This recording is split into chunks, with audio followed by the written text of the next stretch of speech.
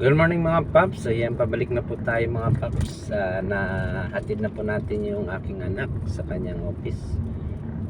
Sipag yung pasok mga paps. Kahit Sabado, napasok yun. Kasi mayroon silang deadline, may tinatapos sila. Kaya yan. Kasi yung iba niyang kasamahan ng mga paps nagre-resign dahil alam mo na mga family problems. Ayan, dito na tayo mga paps sa may tunnel. Nakikita nyo naman to araw-araw pag ako ay ng biyahe ko. Dito na tayo. Ang update po sa traffic po mga paps ay maganda po yung daloy po ng mga sasakyan ngayon. Hindi po masyado matraffic. Kahit tatanghali na po tayo na nagumpisa, tanghali na po tayo umalis, maganda po ang daloy ng traffic ko. Mamayang hapon naman po ito, siksika naman po yan dito. Tapos bukas ng linggo, sa hapon din po yun ang po dito sa may Katipunan. Yan, dito na po tayo, lampas na po tayo ng Libis, bakit na po tayo ng flyover ng Katipunan at Libis. Yan mga paps, basta yung masasabi ko lang po sa kapwa ko pong driver, basta lang po tayo, kulang po tayo sa pagdadrive sa mga kalsada, matraffic man po, mabigayan lang po para hindi po tayo masyado po ng init ng ulo natin. Basta lang po, isipin nyo po, mayroon tayong inuuwing pamilya, may nag-aantay po sa atin, kaya easy lang po tayo sa pag-drive, chill po ba. Parang isipin nyo na lang po, kahit na traffic ko, kaya mayroong mga kamuti po dyan ng mga driver, hayaan nyo na lang po sila, wag na lang po patulan dahil wala pong mangyayari sa inyo pag ganyan po. Kakaroon lang po kayo ng problema. Ayan, basta mga tayo paps, yung ating mga ginagawa po dito po sa kalsada at sa bahay po, yung aking pong pag-asimbol po ng lagayan po natin ng mga tank, mga aquarium po natin, dahil naman po tayo, mag-aalaga na naman po tayo ng mga quality na isda. Pag-aralan po natin kahit medyo pinasok po natin yung mga ganyang hobby po, kailangan po pag-aralan kasi po yung buhay din po, may buhay din po yung mga isda, kaya mayroon naman po tayo guide yung sa mga Facebook po, sa mga YouTube, pwede po tayo makakuha po ng mga idea, mga paraan paano mag-alaga po ng mga ganyang klaseng pit. Ayan mga paps, nandito na tayo sa tapat po ng Ateneo. Sabi ko nga sa inyo, maganda po ang daloy ng traffic ko, walang ka-traffic po dahil wala pong pasok. Ayun po, malinis po yung loob ng eskwelahan. Siguro mayroon lang mga ilan nilang mga sasakyan. Siyempre yung mga estudyante, mayroon po sila siguro ngayon sa school, kaya ayan, mayroon mga teacher, mga po, mga school bus po, kasi siguro mayroon silang belt trip.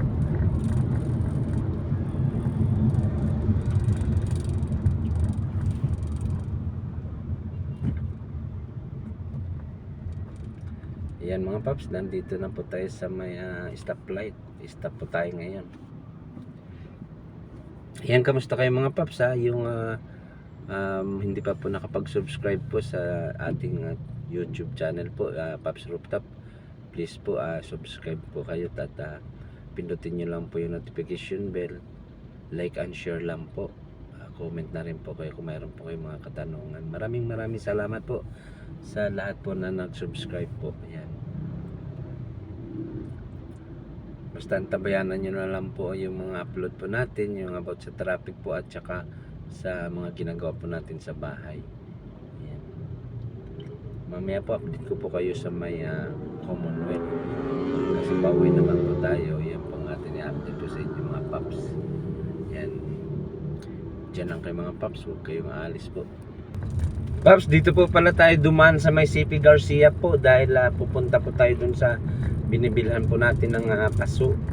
Doon po sa aquarium po natin dahil yung ating isang plant po doon, yung water plant po natin ay mataas na po. Kaya kailangan po natin putulan para magano po siya tawag doon. Dumami po sila.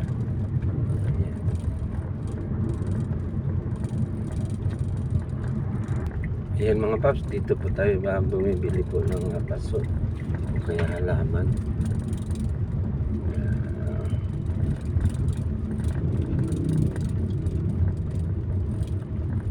Dito mga paps, marami po dito nagtitindang halaman, mga paso,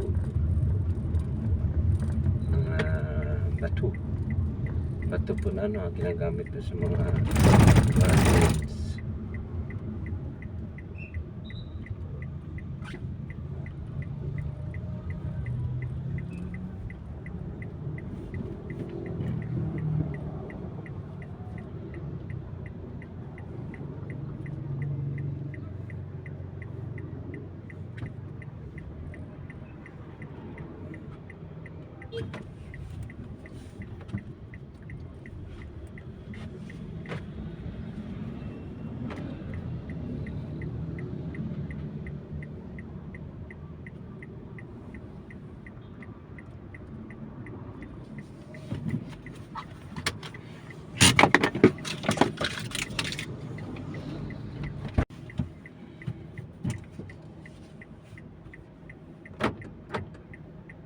Ayan mga paps, nakabili na po tayo. Alis na po tayo. Ayan mga paps, ito po yung ating biniling tawag dito, paso para po dun sa water plant po natin sa tangke po. Ayan. Kasi ano na po siya, tumaas eh. Kaya paputulan po natin para dumami po sila. Ayan mga paps, dito na tayo sa Commonwealth. Ayan.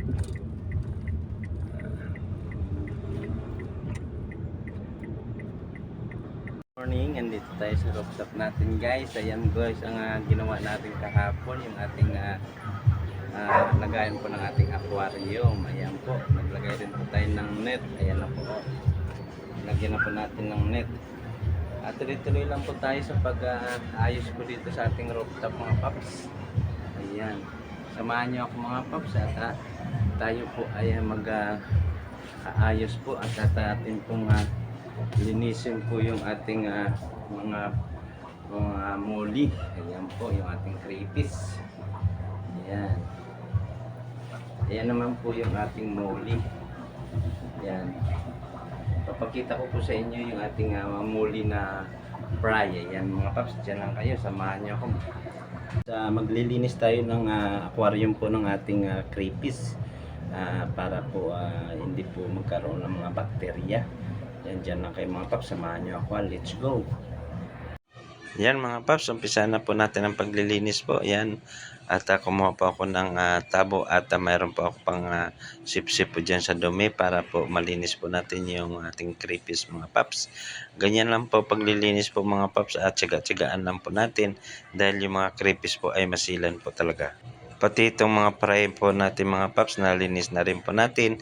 Ayan po, malinis na po sila. Hanggang dito na lang po tayo mga paps. Stay humble and God bless. Thank you for watching. Subscribe na lang po sa aking YouTube channel, La Paps Rooftop.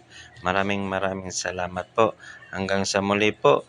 Like and share lang po. Pindutin lang po natin yung notification bell para lagi po tayo updated sa mga susunod po nating mga videos. Ayan po, malinis na po yung ating mga crayfish at ang ating mga muli at yung ating mga fry ng mga anak po ng muli.